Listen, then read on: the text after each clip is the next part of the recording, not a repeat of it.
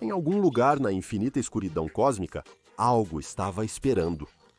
Sua forma imensa, sua armadura manchada com o sangue de inúmeros deuses. Seu ângulo era agudo e severo. A escuridão dentro de seu coração era inquantificável em sua crueldade quase magnífica. Ele era o sádico primordial, o uivo de dor na noite, o assassino de esperanças e sonhos. O cã carmesim, cuja simples menção poderia fazer os anjos tremerem. O Rei Escarlate. Havia muito tempo desde que ele arrancou a árvore do mundo. Havia muito tempo desde que ele liderou uma conquista com suas filhas e seus exércitos aterrorizantes. Havia muito tempo desde que sua busca para dominar tudo encontrou um obstáculo inesperado. O guardião do portal, aquele grande guerreiro de fogo puro, cujos movimentos cortavam o ar enquanto sua lâmina de luz dividia até mesmo os átomos de seus inimigos. Milhões de anos atrás, o guardião do portal reduziu pela metade o exército de demônios do déspota sanguinário. Ele frustrou o plano do monstro de entrar pelos portões do paraíso, devorar o pequeno deus dos humanos e aumentar seu poder para mais conquistas. Mas, embora o Rei Escarlate possa ter sido repelido naquela batalha, ele não desistiu nem por um segundo. Mesmo uma retirada tática é apenas outra chance de aperfeiçoar um plano, de aumentar seu poder, e através de estranhos éons na escuridão, do vazio, o Rei Escarlate fez exatamente isso. Ele havia concentrado a escuridão e a feitiçaria malévola que corriam por suas veias antigas, e com essa nova força ele tentaria novamente. E lamentamos dizer, ele teria sucesso. Ele não trouxe exércitos desta vez. O Senhor de toda a desolação apareceu acima das areias escaldantes do Oriente Médio, nem mesmo tentando se esconder. Ele enfrentaria o guardião do portal de frente desta vez e provaria a extensão bruta de seu poder em combate singular. Quando o guardião do portal se deu conta da presença do monarca demoníaco, ele enviou uma explosão psíquica, como é costume. A palavra saia foi impressa nas profundezas do cérebro do rei. Ele nem sequer dignou-se a responder. Apenas desembainhou silenciosamente sua espada, que já havia provado o sangue divino de universos muito mais antigos. Aproxime-se de mim, fraco, rosnou o Rei Escarlate, e não haverá morte. O guardião do portão dispensava um convite formal.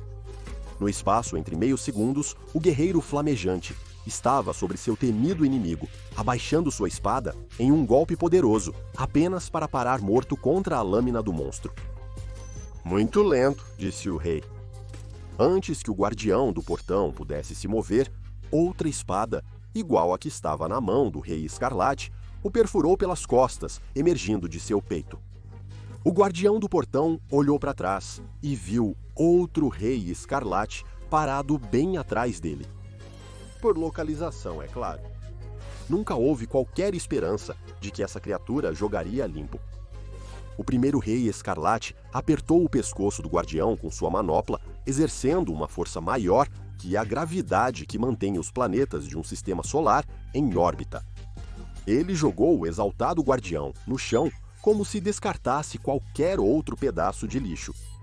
Os dois Reis Escarlate pegaram suas espadas mais uma vez e empalaram o guardião através do chão, um através de seu coração e outro através de sua cabeça.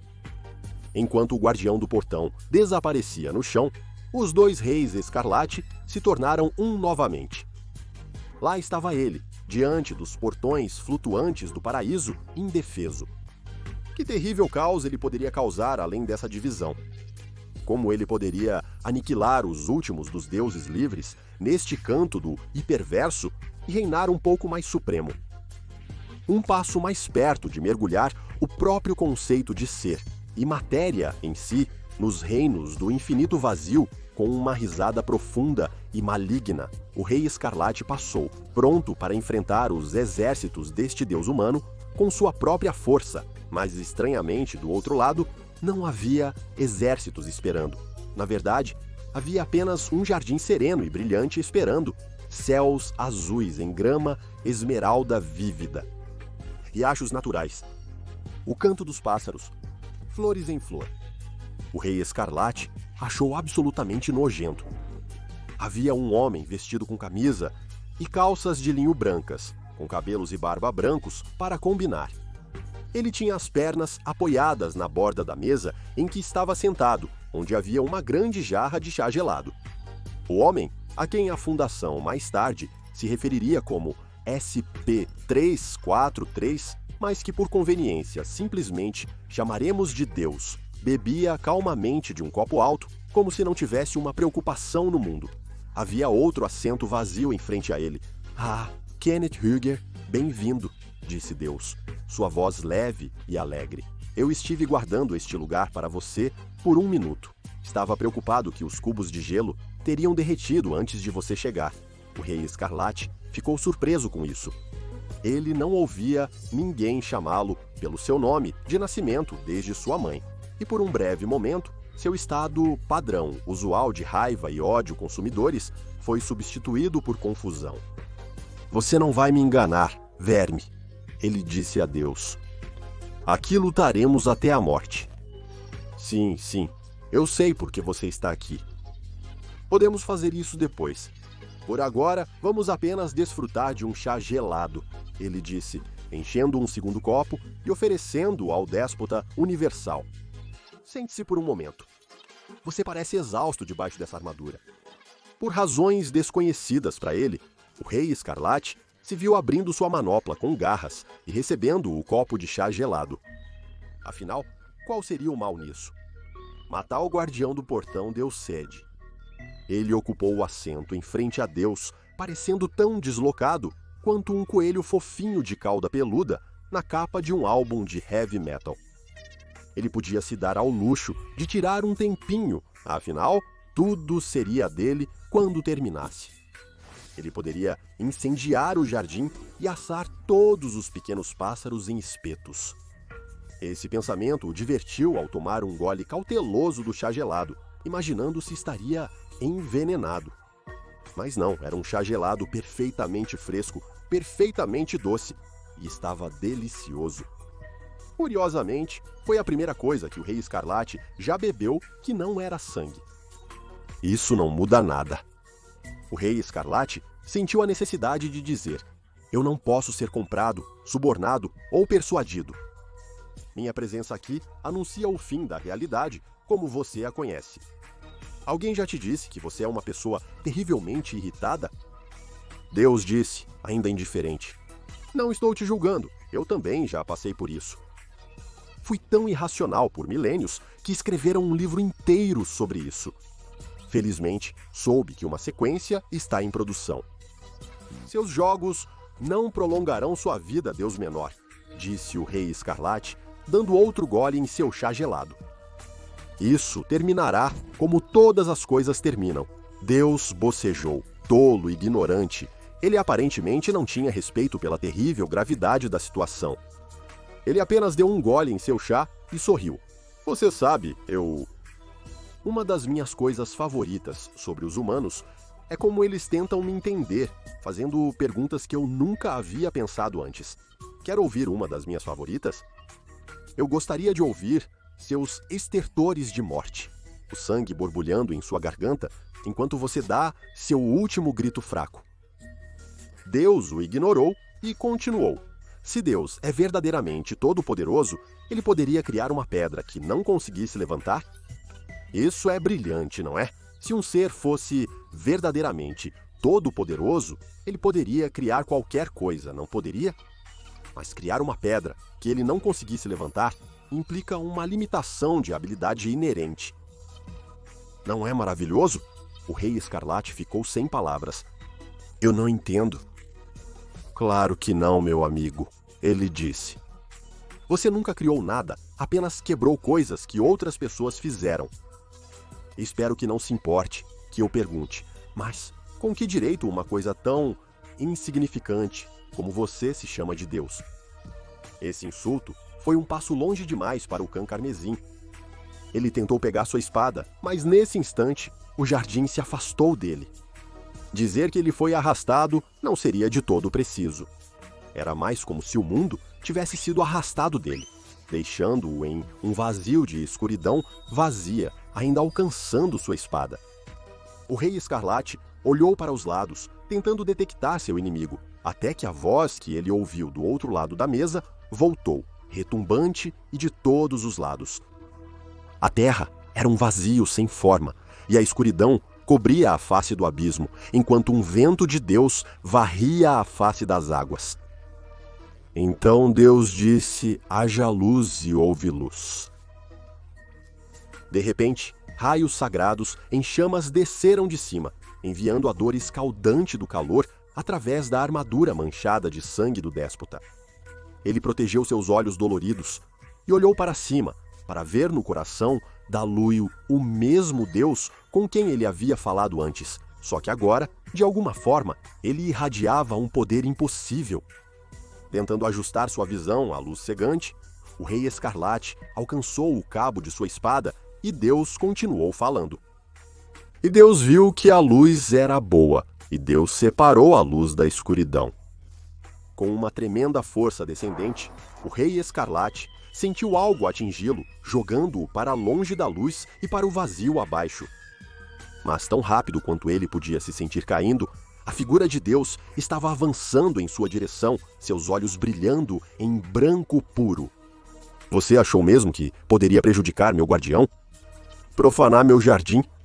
Claramente você não sabia com quem estava lidando, disse Deus, pontuando suas palavras com um soco no peito do Rei Escarlate, enviando grandes rachaduras pela superfície de sua armadura.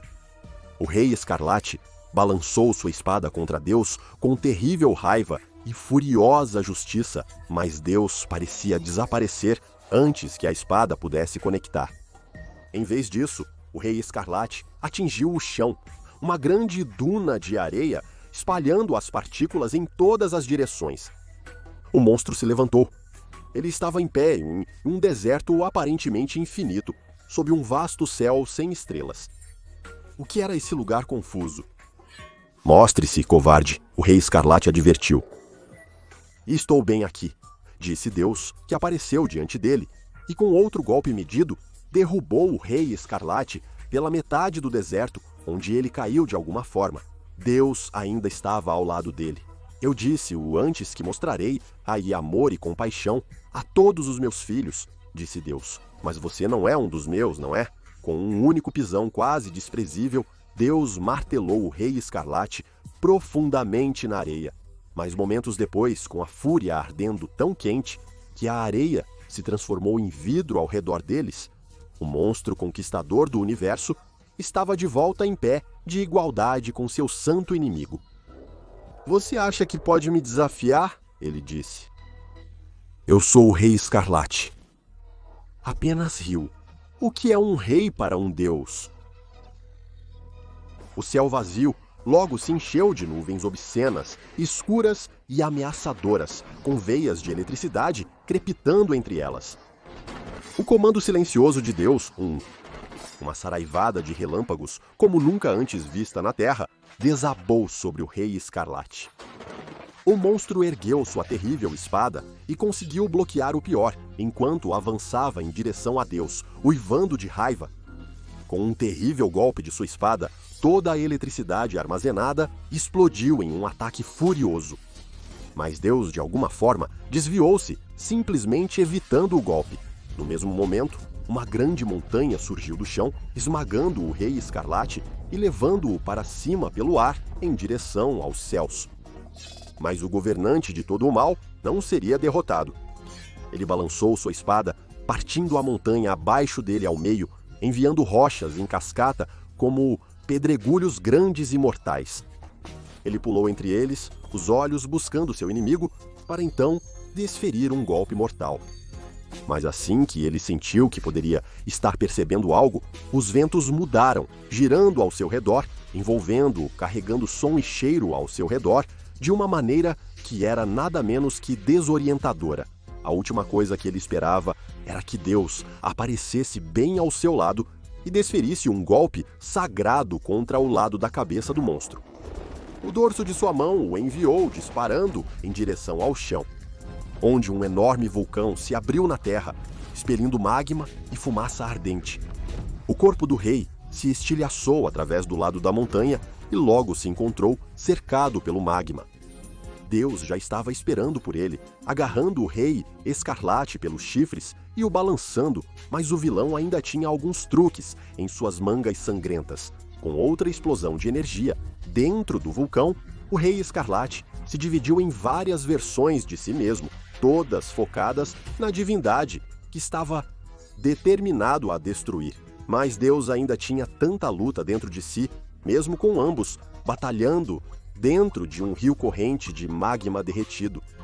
À medida que o rei Escarlate se aproximava, Deus manifestou uma onda gigantesca de água que fluía, transformando a lava ao redor deles em pedra e prendendo-os no lugar.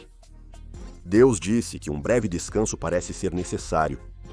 Agora vamos juntar vocês. Deus juntou suas mãos e todas as versões do rei Escarlate se dobraram sobre si mesmas, como se Deus estivesse alinhando um baralho de cartas. Logo, apenas ele e um único rei Escarlate permaneceram, que havia sido enfraquecido pela ferocidade e imprevisibilidade da batalha. Pela primeira vez em dezenas de milhões de anos, o rei Escarlate precisava parar e recuperar o fôlego. Eu conheço seu coração, o pouco que resta dele, disse Deus. Tudo isso porque você ansiava pela não existência. Bem, permita-me conceder o seu desejo. Deus ergueu a mão, preparado para desferir um golpe mortal que finalmente eliminaria o rei Escarlate da existência. Mas no momento crucial, o monstro se libertou de seu poder e se lançou para cima, profundamente além do vazio, profundamente além do jardim, profundamente além da terra, profundamente além do espaço, para os confins mais distantes do cosmos, sentindo uma das únicas vezes em sua existência muito longa, o rei Escarlate sentiu um medo genuíno. Um dia, ele retornaria novamente, determinado como estava, para provar que nada era inatingível diante de seu poder. Mas esse dia não seria hoje. Agora vá conferir. Filhos do SCP-001. O Rei Escarlate. O SCP-99 realmente é seu filho? E a louca luta. Do SCP-001, Guardião do Portão Viscoso Escarlate, para mais.